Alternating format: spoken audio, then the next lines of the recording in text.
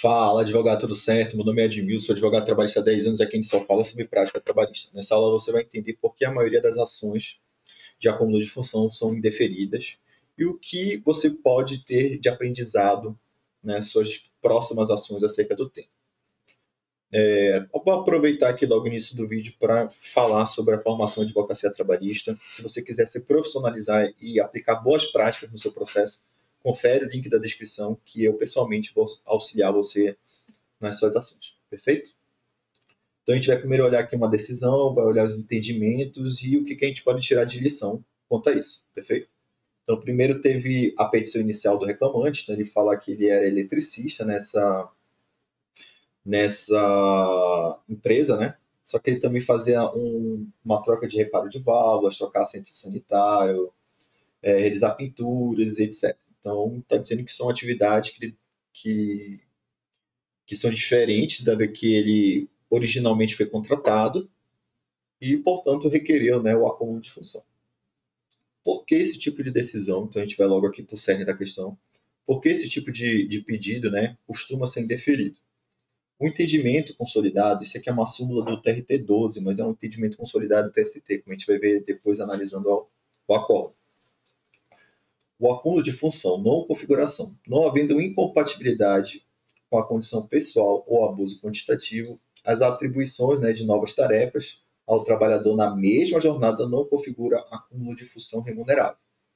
Então, analisando aqui já de forma mais superficial, né, como foi essa petição inicial, a gente verifica que, na verdade, ele só teve mais atribuições. Não necessariamente teve uma sobrecarga de trabalho ou alguma coisa incompatível com a situação pessoal dele. E a gente verifica, na realidade, né, da maioria dos reclamantes, que acontece exatamente isso.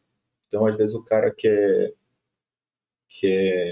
fica muito mais plausível, na realidade, ter um desvio de função. Desvio de função, ele foi atuar de uma maneira diferente do que foi inicialmente contratado. Aí a gente está falando de outra coisa. Mas acúmulo de função é muito difícil o deferimento. A gente vai analisar esse acórdão aqui que fala muito bem sobre o tema.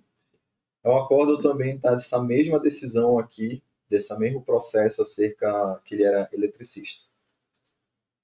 Então, pretende na reclamante a reforma da sentença, que define o pagamento das diferenças salariais decorrentes do acúmulo de função, posto que, além de realizar, né, as atividades de eletricista de manutenção, fazer a troca de reparo de válvulas, pinturas, entre outras tarefas.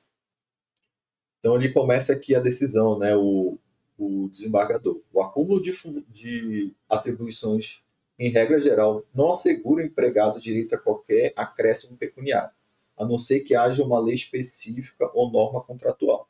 Então, se estiver só agregando novas funções dentro do mesmo limite e não tendo incompatibilidade, né, pessoal, no limite que eu digo, né, de carga horária, somente vai ser deferido se tiver uma lei específica. E existem profissões com leis específicas que conseguem dar esse acúmulo de função. O mais comum é o radialista, salvo engano, tem uma lei específica sobre isso. Tranquilo?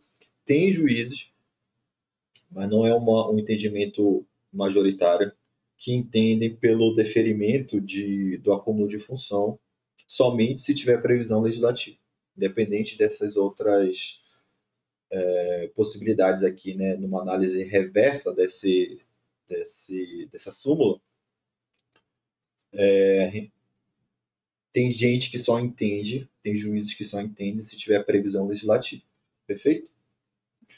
Então, ao empregador, no seu exercício, né, do seu poder diretivo, cabe estabelecer atribuições inerentes a cada função, no pleno exercício, né, do jus variante.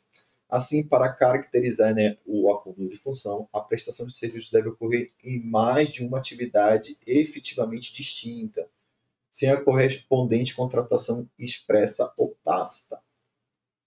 A simples execução simultânea de outras tarefas, então você agregar pequenas outras tarefas de uma outra função, não gera o direito pleiteado, sendo necessária a prova de que tal situação escapou do quando previsto no contrato de trabalho, que também é um pouco difícil provar isso dentro do processo. Então, consoante a jurisprudência do TST, o exercício de funções mais simples, né, mais amplas do que prevista no contrato, dentro de uma mesma jornada de trabalho, e para o mesmo empregador, não gera um acréscimo de salário. Logo, o empregado é contratado para exercer, né, todas as funções compatíveis com a sua condição pessoal, que lhe são determinadas pelo empregador no termo, né, do artigo 456. Existe-se que se trata de norma escrita no 460, né, da CLT, de equiparação salarial, objeto que não foi postulado nos autos.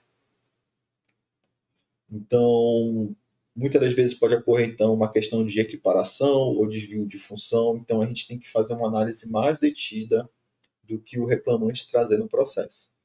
Porque colocar só por colocar numa petição inicial um acúmulo de função, você pode estar só complicando ainda mais uma instrução. Imagine num processo que tenha 10 pedidos diferentes, você colocar um pedido com uma probabilidade, né, uma plausibilidade muito baixa, não sei se compensa o ajuizamento. Tranquilo? Então a gente tem que fazer essa avaliação, faz a análise também com esse entendimento que a gente trouxe, que com certeza você vai ter uma maior, né, chance de procedência quando estiver atuando nesse tipo de ação. Então, reiterando aqui também, se você quiser se profissionalizar na área, confere aqui no link da descrição, tem a nossa formação de advocacia trabalhista. Eu vou ter o prazer de te auxiliar nos seus processos trabalhistas, dando orientações, sugestões, assim como nossos mais de 200 advogados que estão na nossa comunidade. Perfeito? Valeu e falou!